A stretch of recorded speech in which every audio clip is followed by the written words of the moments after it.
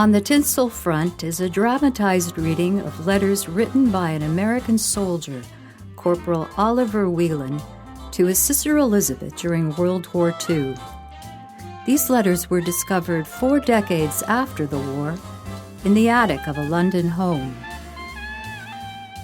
This is Season 1, Episode 3, Housemates.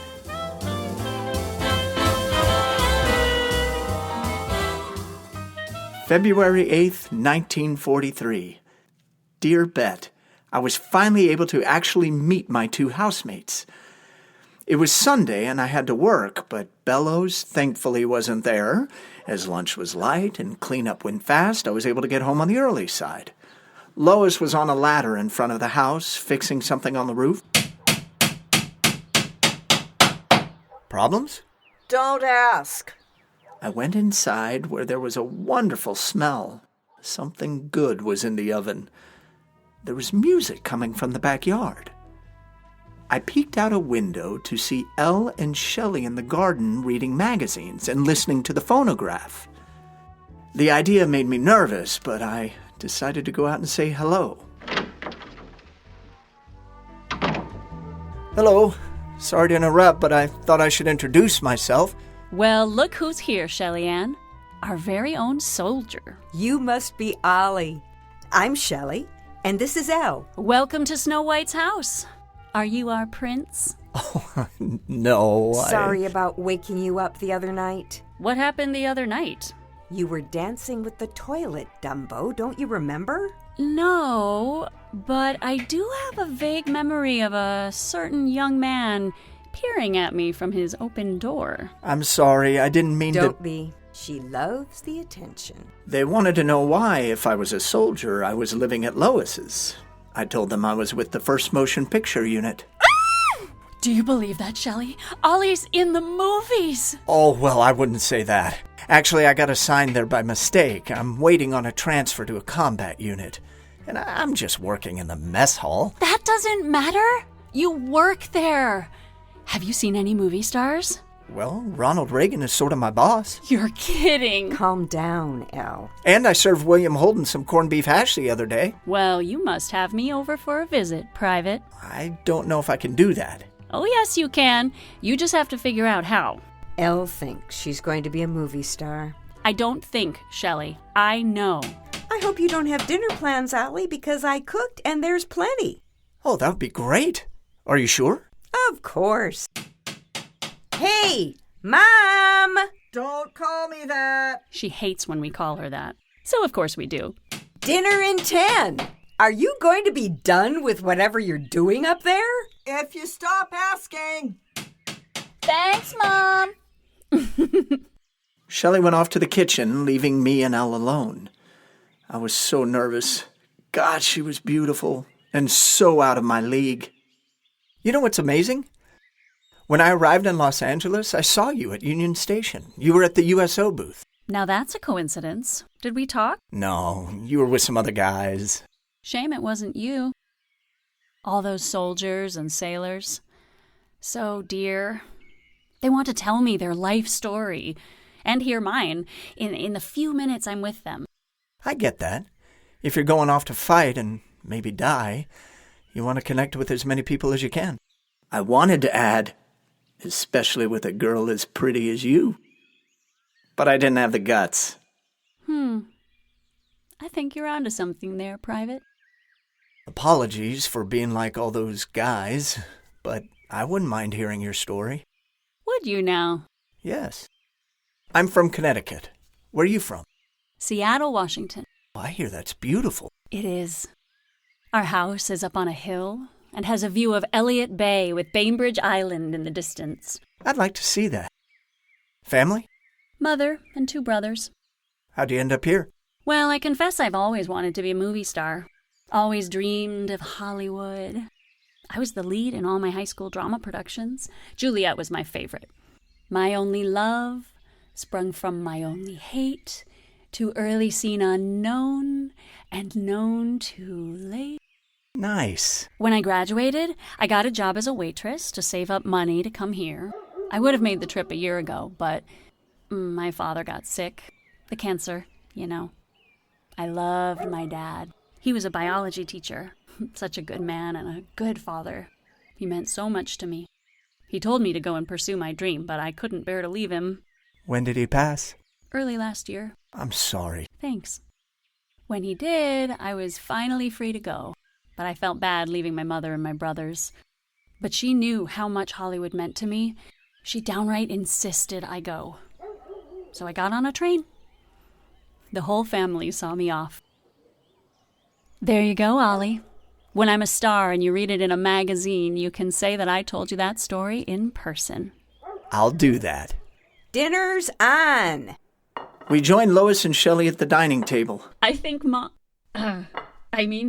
Lois should lead us in the grace, don't you, Shelley? You two are asking to be murdered in your beds. Don't get any ideas, Ollie. Apologies, Lois. We'll be better, but do say the grace. Okay. Dear Lord, or whoever is up there, we give thanks as we sit down to partake of Shelley's delicious meal. Keep everyone in this house safe, and keep an eye on those boys who've gone overseas to fight. Amen. Amen. Amen. Amen. Over dinner, I got to know Shelley. She was from a family of Pennsylvania steel workers and the only girl of 7 children. When 3 of her brothers enlisted after Pearl, she wasn't about to stay home. Learning that there were good-paying jobs to be had building planes in Los Angeles, she announced she was heading west. Her parents balked until she told them how much money she'd be sending home. Shelley was smart, clever, and very funny. When I asked her how she and Elle came to live at Lois's, she entertained us with the tale of her previous residence. I rented a room from this Swedish widow, Mrs. Svenbergen, who had this big Victorian south of downtown Los Angeles she had turned into a boarding house for women. She had a thick Swedish accent and this way of snorting when she disapproved of something. It was like a pig with a cold. And she disapproved of everything about me. Like my coming home at 1 a.m. after my shift. That's no time for a young woman to be out. You tell them to let you off earlier. I can't do that. That's the job. And the way I dressed? You should buy clothes that are more womanly. I'm sorry, I work in a factory. High heels are not appropriate. Not a day went by. After I saw Lois's advertisement go up on the plant bulletin board, I ripped it off. What? Sorry, Lois, never told you about that. So no one else would see it. I knew Elle was in a Fleabag hotel in Hollywood and was unhappy as me. I asked her if she'd be my roommate. And now here we are. With you, Ollie. Yes, with me. At that moment, I felt so lucky. After dinner, Elle announced she was going out. She didn't say where, but Shelley didn't seem to approve. As Elle got ready in their bedroom, Shelley joined her and closed the door. I couldn't hear what was being said. What, you're going out again? Yes, I'm going out. You haven't been home one night this week. Oh, are you keeping track of my schedule? But it sounded like an argument. Anyway, I don't... There was a honk from a car outside. The door to the bedroom opened, and Elle, dressed to kill, marched out, heading to the front door. I looked out the window to see Elle climbing into a Ford coupe. I couldn't see who was driving as it took off down the street. I wondered who she was going off with. Felt a little bit jealous. Shelley joined me at the window. Elle's a great girl, but she doesn't have a whole lot of sense. Where's she going? I don't know. Off somewhere with one of her many beaux. The other night, her spewing after a bender. That happens far more often than it should. One day she might do something she regrets. I know she's beautiful, Ollie, but don't let yourself get bewitched.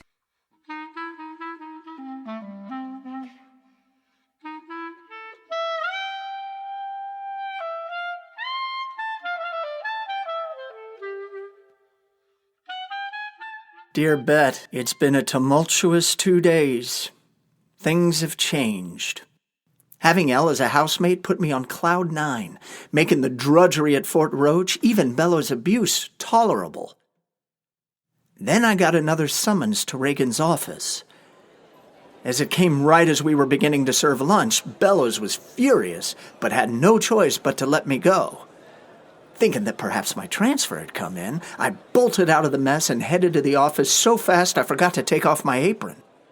When I got there, Miller avoided eye contact. I had a bad feeling. Ah, Whelan. There you are. Have a seat. Now I knew it wasn't good. Reagan had never asked me to sit down. I'm sorry to have to tell you this, but your transfer request was denied. This was like a punch in the stomach. I confess to being a bit baffled. It's usually the requests to get out of combat that get turned down, not the ones asking to get into it. As you know, when we submitted your request, we attached a letter saying that your posting here appeared to be a mistake. A note came back with a transfer denial. He handed me the note. It read, Private Whelan's assignment to the FMPU was not a mistake. Use him in any capacity deemed appropriate. That certainly adds to the mystery, doesn't it? Some suspicions I once had but dismissed suddenly came rushing back. So tell me, Whelan, do you have any idea what's going on here? Because I sure don't. No, sir.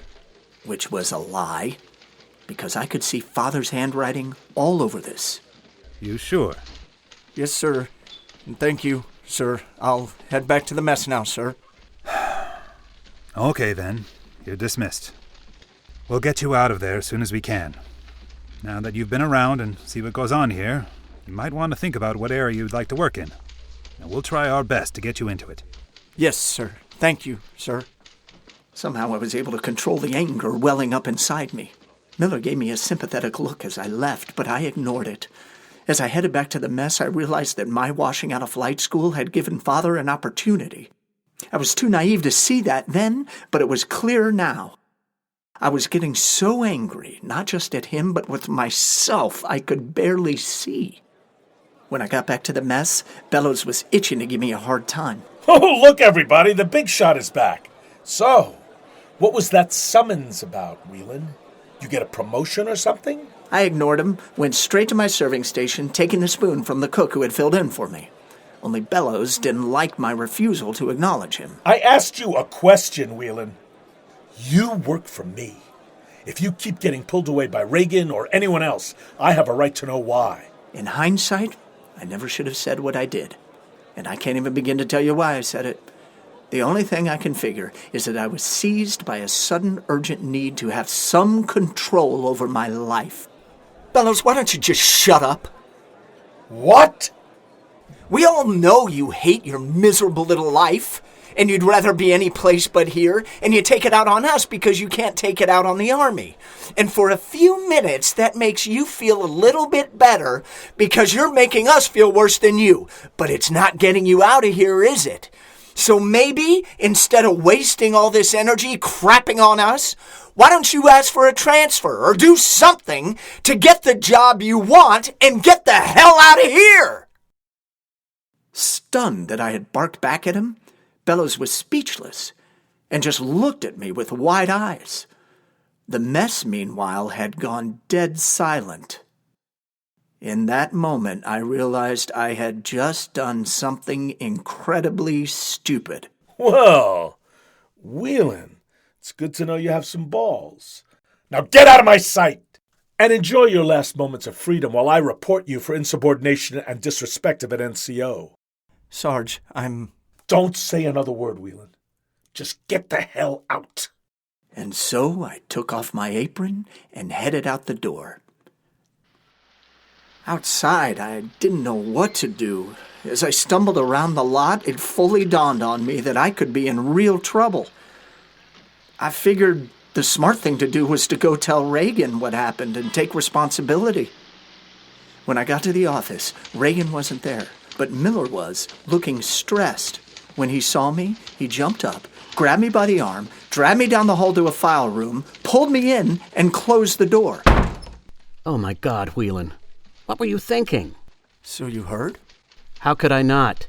News that Germany and Japan had surrendered couldn't move through this lot any faster. Has Bellows reported me? Yes. He's demanding you be thrown in the stockade. Only, we don't have a stockade. It's a movie studio, for God's sake, not a fort. I know you're upset about the transfer being denied, but why vent on Bellows? I don't know. I just lost it. I was really angry. Why? I don't know. I think you do. When you told Reagan you had no idea why your transfer was denied, it was obvious you were lying. So what's going on? I'd rather not say. Jesus, Whelan, do you realize the mess you're in? Yeah? So cough it up. It's my father, okay? I'm convinced he's pulling strings to keep me out of combat. What? Who's your father? FDR? No. He's Patrick Whelan, owner and president of Whelan Metallurgy, the company that makes half the bullets we're shooting at the Krauts and the Japs. So you're a rich kid. Let's just say my father has a certain influence in the War Department. So he squelched your transfer? Why else would it be denied? And I suspect he got me transferred here in the first place. He never wanted me to become a pilot, but he couldn't do anything to stop me. Once I washed out, it would be easy for him to make sure I didn't go anywhere I'd get shot at. Well, that sucks. Yeah. How come you didn't tell Reagan? What would be the point? He can't do anything. And I don't want people treating me with kid gloves because of my father. I just want to do my part like anyone else. Yeah, though there's a positive to being special. Well, what's that? It could keep you from being court-martialed. As crazy as this might sound, I'd almost prefer that. Be careful what you wish for. That's probably Reagan. He had a meeting over at MGM. When I heard, I called over there. Stay here, while we try to figure out this mess. Since there was no jail to put me in, it was decided that, as long as I swore to stay there, I could go home. I was to report to Reagan the first thing in the morning, when my fate would be decided. When I got home, Lois was headed out the door. Ollie, what are you doing here? Are you sick or something? You don't look well. I messed up. But it's nothing, really. You're off somewhere. You go. I'm fine. You don't sound so fine. What do you mean you messed up? You said you didn't want me coming to you with my problems. Oh, for gosh sakes. Not if it's something serious. And this sounds serious. Is it? Yeah. So, spit it out. So I told her. Her response wasn't exactly encouraging. Sounds pretty bad. I've had bosses like this, Sergeant. They won't rest until you're strung up and twisting in the wind. But hey, don't mind me. Anything can happen. All you can do is wait and see. That was easier said than done. Afraid of what would happen the next day, I couldn't sleep that night. I heard Elle and Shelley come home, but didn't get up to say hello. I couldn't bear the idea of explaining to them what had gone down. When I thought they had gone to bed, I got up and went to the kitchen to get some warm milk. To my surprise, Elle was at the kitchen table having a cup of tea. Elle! Hey, Ollie. You're still up? I thought you had gone to bed. No, Shelley did. I wasn't ready. How was the day at the plant? Like any other. How was yours? Oh, fine. As I warmed my milk, I looked at Elle. Staring into space, she was somewhere else, but still beautiful. I felt an ache in my heart and realized that I had nothing to lose anymore. Hey, Elle? Yes? Would you like to go out sometime? You know, like to the movies or something? She looked at me as if she was seeing me for the first time, or that my question triggered something that required processing. Oh, Ollie, you're a nice boy. You don't want anything to do with a bad girl like me. Don't say that. Just a movie, maybe dinner. Sure. If you want to. You will? Why not? Great. They could court-martial me tomorrow, but I didn't care. The most beautiful girl just agreed to go out with me.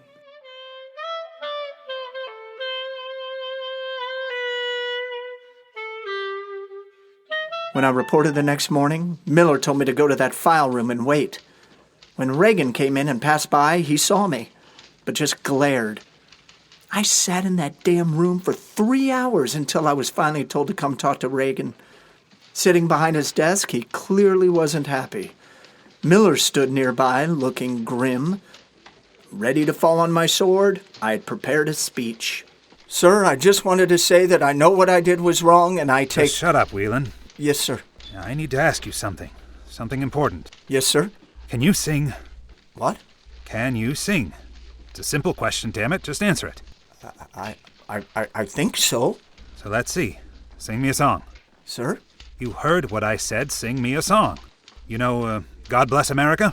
Yes, I think so. So sing it. Sir, I don't... Just sing it, goddammit. Okay. God bless America, land that I love. Stand beside her and guide her through the night with the light from above. From the mountains to the prairies. To the prairies, to the oceans, white with foam.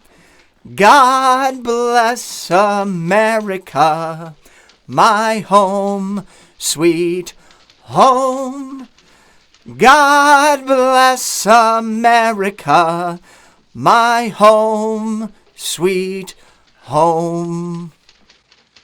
What do you think, Miller? No Sinatra, but not bad. A fair assessment, sir. Truth be told, sir, they need bodies more than voices. So, you should be fine. Okay, then. Private Whelan, your behavior with Sergeant Bellows yesterday was disrespectful, insubordinate, and inexcusable. No argument from me, sir. Will you please keep quiet? Yes, sir. Punishment could be, and probably should be, severe. But while the incident will be noted on your record, Sergeant Bellows has graciously decided not to press the matter, on the condition he never see your mug again. You are thus being temporarily attached to the company performing the Irving Berlin musical review, This Is the Army. Its cross-country tour over, the company is in town for the production of the film version over at Warner Brothers, to which you will report immediately. Do you understand? I'm not sure I do. Yep. Yes, sir. You're dismissed. Miller here has arranged a ride for you to Burbank. Right, Miller? Yes, sir. The truck leaves within the hour. You heard him, Whelan. So get home, pack your kit, and get back here pronto. Yes, sir. I saluted and stumbled out of the office, but was thoroughly confused. Music? Irving Berlin? What was going on?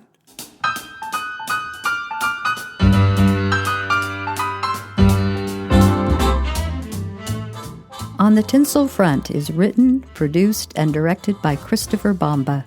The role of Oliver Whelan is voiced by Brian Stanton. Joining him in this episode is Robbie Trombetta as Lois, Samara Frame as Elle, Catherine James as Shelley, Gabriel Oliva as Ronald Reagan, Alan Blumenfeld as Bellows, and James Coyle as Miller.